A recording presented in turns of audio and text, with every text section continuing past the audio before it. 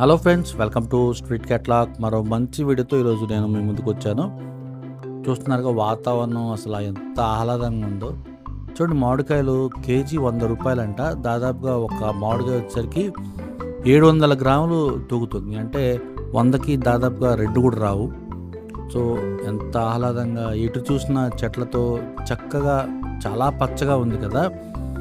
ఇదే వాతావరణంలో మనం ఇక్కడికి వెళ్ళి భారతి రీఫ్రెష్మెంట్ అనే ఒక హోటల్లో ఈరోజు మంచి టిఫిన్ని ఆస్వాదించబోతున్నాం.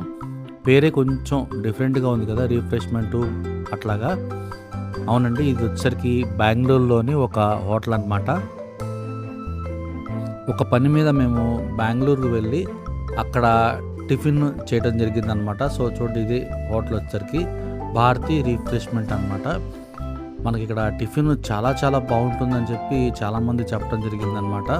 సో ఇక్కడ వెళ్ళినప్పుడు ఎక్కడ టిఫిన్ బాగుంటుందంటే భారతీయ రిఫ్రెష్మెంట్లో బాగుంటుంది, ట్రై చేయండి అని చెప్పారు. ఇక్కడ వాతావరణం చాలా చాలా బాగుంది.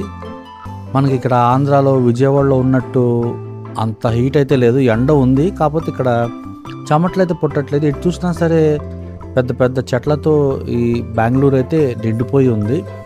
దీన్ని గ్రీన్ సిటీ అని కూడా అంటారంట. సో చూడండి, ఇది వచ్చేసరికి మంచి ఒక సెంటర్, మన బీసెన్ రోడ్ లాంటిది అనమాట.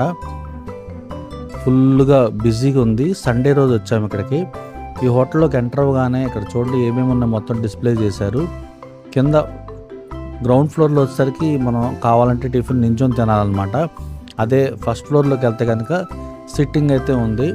దాదాపుగా నేను బెంగళూరులో ప్రతి చోట గమనించింది ఏంటంటే అరిటాకులో వీళ్ళు వడ్డిస్తున్నారన్నమాట. ఫస్ట్ అయితే మేము వెజిటేబుల్ బిర్యానీ ఆర్డర్ చేసాం. ఆ బౌల్ చూడండి ఎంత ఉందో, అసలు ఒకటి తింటే ఎక్కువ అయిపోద్ది అనమాట. ఆ తర్వాత ఇక్కడ మేము సాంబారు వడని ఆర్డర్ చేయడం జరిగిందనమాట. సాంబారు చూడండి, అసలు కలర్ చూస్తేనే కడుపు నిండిపోతుంది, అంత అట్రాక్టివ్గా ఉంది. ఇప్పుడు ఒకసారి మనం వడ టేస్ట్ చేద్దాం. సాంబార్ వడ అనమాట, చిన్ని బౌల్లో తీసుకొచ్చారు. ఆ ప్లేటింగ్ కూడా చాలా నీట్గా ఉంది. హోటల్ కూడా చాలా నీట్గా మెయింటైన్ చేస్తున్నారు. సాంబార్ టేస్ట్ అయితే అదిరిపోయిందనమాట. అసలు దాదాపుగా ఎక్కడ మనం తిన్నా సరే సాంబార్ టేస్ట్ అయితే చాలా చాలా బాగుంటుంది. బెంగళూరు, తమిళనాడులో అయితే సాంబార్ సూపర్గా ఉంటుంది. మనం ఏ హోటల్లోకి వెళ్ళినా సరే ఆలోచించకుండా చక్కగా వెళ్ళి మనం టిఫిన్ అయినా భోజనం అయినా చేయొచ్చు అనమాట. పర్టికులర్గా సాంబారు అంటే వెజిటేబుల్ మీల్స్, ఈ బ్రేక్ఫాస్ట్ అయితే కనుక. రేటింగ్ కూడా చాలా చాలా నీట్గా ఉంది. సర్వీస్ సూపర్గా ఉంది. కాకపోతే ప్రాబ్లం ఏంటంటే చాలామందికి ఇక్కడ నేను గమనించింది తెలుగు అసలు అర్థం కావట్లేదు. మాకేమో కన్నడ రాదు, ఇబ్బంది అయిపోతుంది.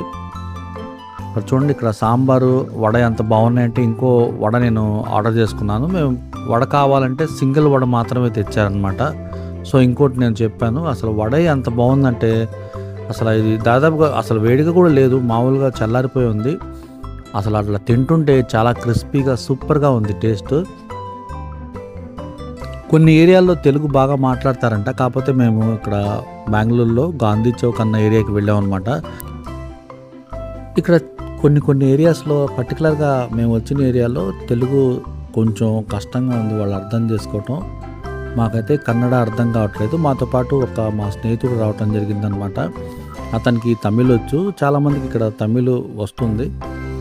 అలా మేము మేనేజ్ చేసామన్నమాట. హిందీ కూడా వాళ్ళకి రావట్లేదు. అంటే చాలా ఏరియాస్లో తెలుగు కూడా అర్థమయ్యే వాళ్ళు ఉన్నారు. కాకపోతే మేము వచ్చిన ఏరియాలో తెలుగు చాలా కష్టంగా ఉంది వాళ్ళకి అర్థం చేసుకోవటం.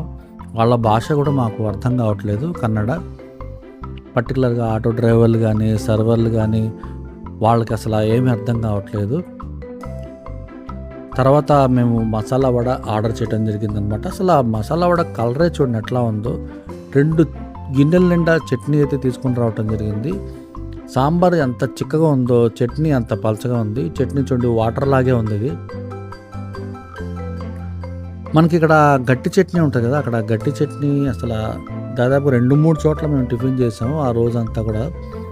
ఎక్కడ కూడా గట్టి చట్నీ లేనే లేదు. ఈ ఇచ్చిన కొబ్బరి చట్నీ నీళ్లలాగా ఉన్నాయి. అవి మనం నంచుకొని తింటూ ఉంటే అది గట్టి పడుతుంది. కానీ మామూలుగా పర్టికులర్గా వీళ్ళు గట్టి చట్నీ అనేది ఇవ్వట్లేదు, అంత పల్చగా ఉందన్నమాట. పర్టికులర్గా వీళ్ళు కొబ్బరి చట్నీ మరియు సాంబార్ మాత్రమే ఇస్తారు. ఇంకా వేరే చట్నీలు అయితే ఇక్కడ నాకు కనిపించలేదు. మసాలా వడ అయితే చాలా బాగుంది, సూపర్గా ఉందన్నమాట.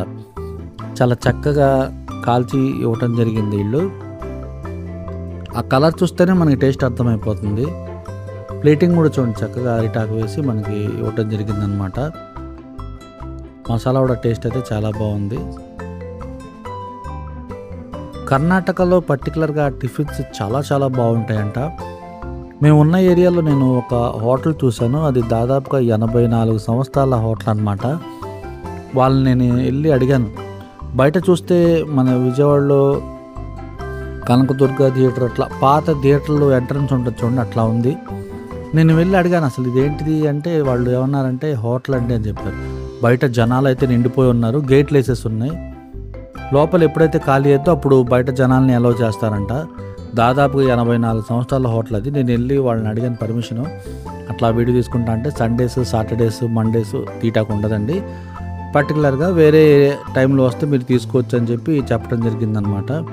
సో అందుకని ఆ వీడియో తీయటం కుదరదు, లేకపోతే అసలు అక్కడ ఐటమ్స్ నెంబర్ 1 అంట. 84 ఏళ్ల నుండి అదే టేస్ట్ అంట. సో చూడండి లోపల మసాలా ఎంత వేశారు, మసాలా అయితే సూపర్గా ఉంది. ఇక్కడ మేము తిన్న వడ, మసాలా దోశ అన్నీ కూడా చాలా చాలా బాగున్నాయి. పర్టికులర్గా వీళ్ళు ఇచ్చిన సాంబార్ కానీ లేక చట్నీ కానీ టేస్ట్ అయితే అదిరిపోయినాయి. చట్నీ పల్చగున్నా సరే టేస్ట్ సూపర్గా ఉంది. మరిన్ని మంచి వీడియోస్ కోసం మన ఛానల్ని సబ్స్క్రైబ్ చేయండి. ఇప్పుడు దాకా వీడియోని లైక్ చేయకపోతే లైక్ చేయండి. మరో మంచి వీడియోతో మళ్ళీ కలుద్దాం. Thank you.